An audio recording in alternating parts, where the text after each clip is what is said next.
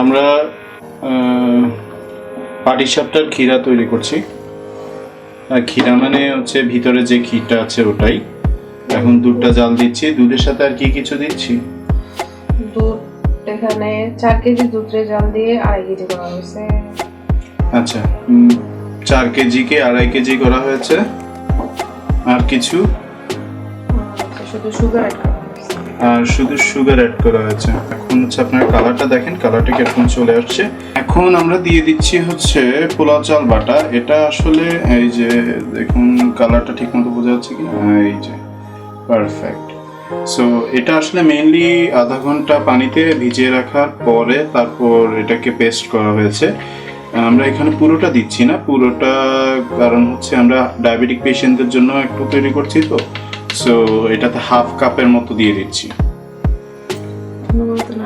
আর এটা অনবরত নাড়তে হবে।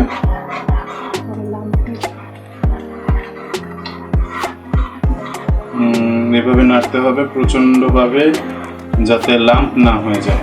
1 কাপ ময়দা পানিতে গোলানো, এটা দিয়ে দিচ্ছি এবং অ্যাজ ইউজুয়াল এটা ননস্টপ নাড়তে হবে।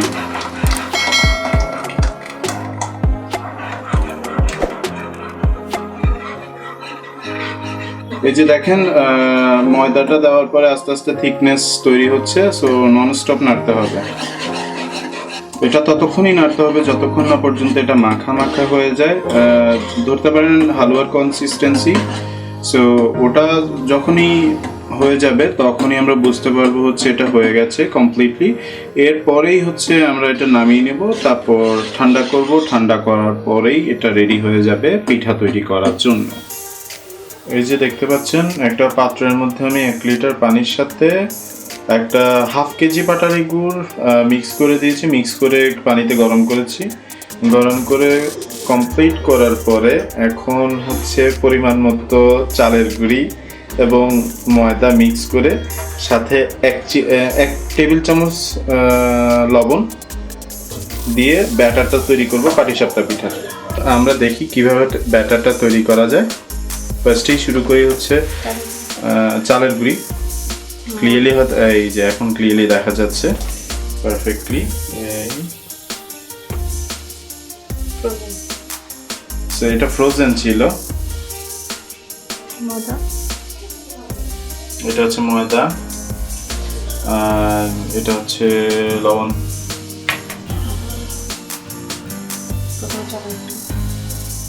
প্রথমে চালের গুঁড়িটা দিয়ে দিচ্ছি।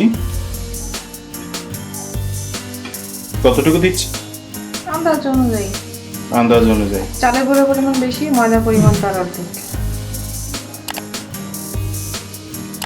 চালের গুঁড়োটা পানি টানবে, ওটা 7 থেকে 8 ঘন্টা এটা ভিজিয়ে রাখতে হবে, মানে কাইন্ড অফ ম্যারিনেশন।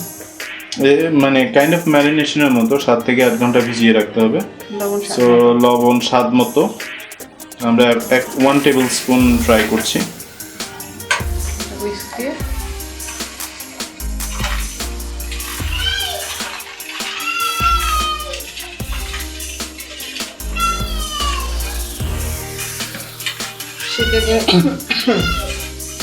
শীতের পিঠা এটা কুসুম গরম অবস্থায় এটা গোলাতে হবে। আচ্ছা, কুসুম গরম অবস্থায় পানিতে গোলাতে হবে। চালের গুঁড়িটা একটু ফুলবে পানিতে। হলো চালের গুঁড়ি আরো যাবে। হাফ কেজির উপরে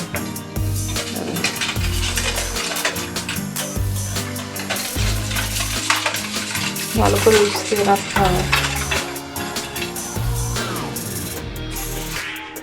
এটা অবশ্যই হাতে করতে হবে, কোনো ব্লেন্ডার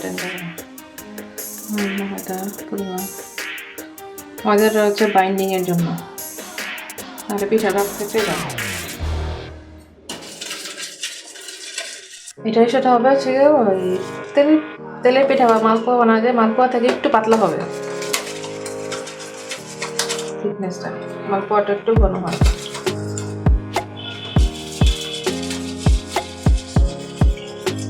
যতক্ষণ ভিজবে তত বেশি ভালো হবে এটা। এই পিঠাটা কেউ কেউ গুড় দিয়ে করে, কেউ কেউ চিনি দিয়ে করে, আবার কেউ কেউ কিছু না দিয়ে করে। আমরা গুড় দিয়ে করছি, এই জন্য আসলে এই কালারটা আসছে। So it's up to you যে আপনারা কিভাবে করবেন, বাট আমরা চাইতেছিলাম হচ্ছে আমরা নর্মালি এইভাবেই খাই, ফুল ট্র্যাডিশনাল ওয়েতে আমরা করার চেষ্টা করলাম আর কি। যেহেতু পানিটা কুসুম গরম, চালের গুঁড়িটা ফুলবে আর আস্তে আস্তে ঘন হবে। এখন দেখতে হয়তো ব্যাটারটা পাতলা লাগবে, পরে এটা ঘন হয়ে যাবে। 7 থেকে 8 ঘন্টা এটা এই অবস্থায় ঢাকনা দিয়ে ঢেকে রেখে দিতে হবে। এর বেশি রাখলে এটা টক হয়ে যাবে। ওকে, আমরা তাহলে 7 থেকে 8 ঘন্টা পরে আবার আসছি। এখন আমরা দেখবো হচ্ছে ডায়াবেটিক পেশেন্টদের জন্য তৈরি করা পুরটা। এটা হচ্ছে পাটিসাপটার ভিতরের পুর, আর নিচেরটা হচ্ছে আমরা যাদের ডায়াবেটিস নেই, একটু মিষ্টি খেতে পছন্দ করি তাদের জন্য।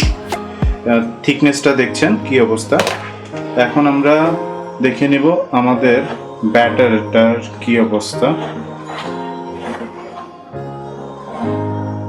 এই যে থিকনেসটা দেখছেন। সো আমরা এখন শুরু করব। বিসমিল্লাহ বলে। এটা হচ্ছে পানি আর তেলের মিশ্রণ। এটা মেইনলি দেওয়া হয় হচ্ছে যাতে পিঠেগুলো স্মুথলি উঠে চলে আসে। গ্রাম বাংলায় দেখা যায় হচ্ছে নর্মালি সুতি কাপড় ইউজ করা হয়, অথবা কলার ডাটা দিয়ে ইউজ করা হয়। আমরা এখন যেহেতু দুটোটাই পাচ্ছি না, সেহেতু অয়েল ব্রাশ ইউজ করছি। আমাদের প্যানটা এখন গরম হয়ে গেছে। সো আমরা ফার্স্টেই দিয়ে দিব হচ্ছে, ফার্স্টেই অয়েল ব্রাশ করে ফেলবো।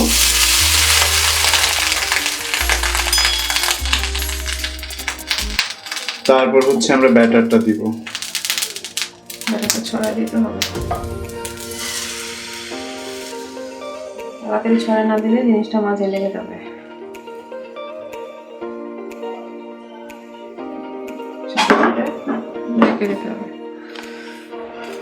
এখন দেখুন আস্তে আস্তে পিঠাটা উঠেই আসছে নিজে নিজে।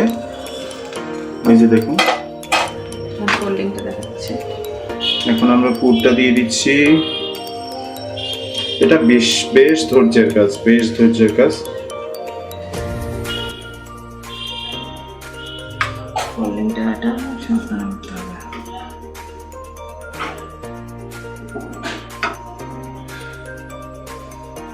আমাদের প্রথম পিঠা হয়ে গেল।